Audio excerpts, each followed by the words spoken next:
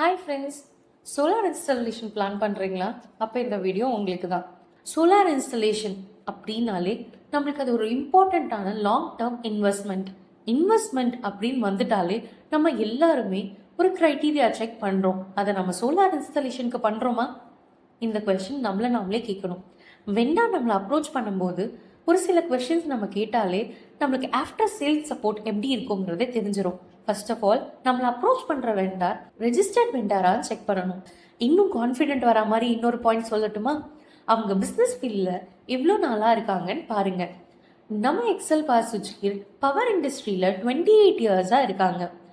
குவாலிட்டியிலேருந்து after sales support வரைக்கும் 100% assurance கொடுக்குறோம்.